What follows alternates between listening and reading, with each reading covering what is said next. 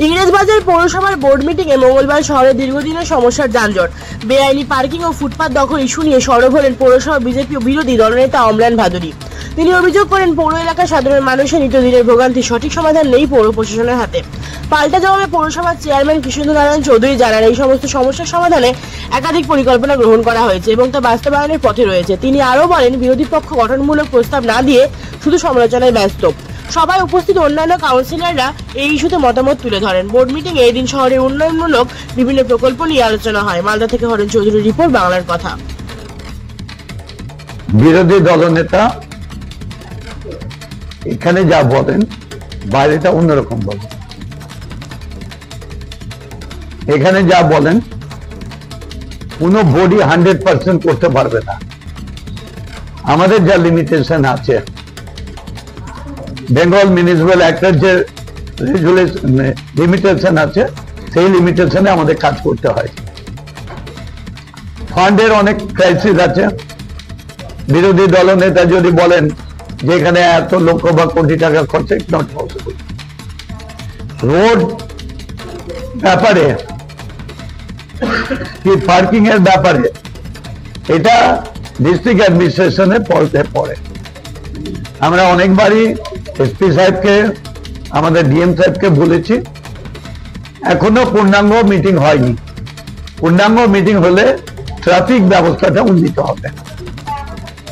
আপনি বলতে জিজ্ঞাসা করতে পারেন এসপির কাছে, আমি চিঠি দিয়েছি, মেল করেছি, সবকিছু করেছি, বাট স্ট্যাগনেট অবস্থায় হয়ে আছে। আমাদের শহরে এক্সটেনশনের জন্য মাননীয় মুখ্যমন্ত্রী অনেকবার বলেছি।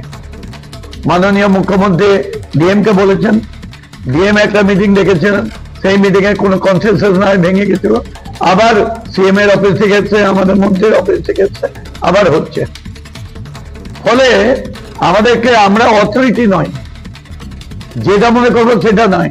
আমাদের কোনো একটা বেঙ্গল মিউনিসিপ্যালিটি একটা এরিয়ার মধ্যে কাজ করতে হয়, আমরা এটা করছি। তা পৌরসভাকে উন্নত করতে, পৌরসভাকে গতিশীল করতে আজকে কিন্তু আমাদের এই যানজটের সমস্যা মেটানো অত্যন্ত জরুরি।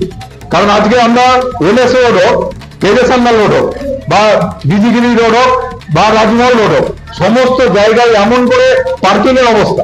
পৌরসভার যেগুলো বৈধ পার্কিং আছে, অবৈধ পার্কিং আছে, সমস্ত পার্কিং থেকে পৌরসভা টাকা উঠাচ্ছে, কিন্তু কোনো দায়িত্ব পালন করছে না। শহরের মানুষ হেনস্থা হচ্ছে। মানুষ বাড়ি থেকে বেরিয়ে সঠিক সময়ে অফিস, স্কুল, পরীক্ষায় পৌঁছাতে পারছে না, হাসপাতালে যেতে পারছে না। একটা অরাজকতা চলছে। এই অরাজকতা কোনো মতে আর সহ্য করা যাবে না। এর বিরুদ্ধে আমরা আজকে বোর্ড মিটিং এ বলেছি, পরবর্তীতে আমরা রাস্তায় নামবো এবং রাস্তায় নেমে আমরা রাস্তা অচল করে রাস্তাকে সচল করার দাবি করবো। এইসব ঢপবাজি কথা আমরা চলবো না। কারণ আজকে দল তোমাদের আছে, পৌরসভা তোমাদের, ডিস্ট্রিক্ট অ্যাডমিনিস্ট্রেশন তোমাদের। কিভাবে সলভ করবা, তোমাদের পরিকল্পনা করে সলভ করতে হবে। আমরা সহযোগিতা করছি। বারে বারে এইসব ঢপবাজি কথা আমরা শুনবো না।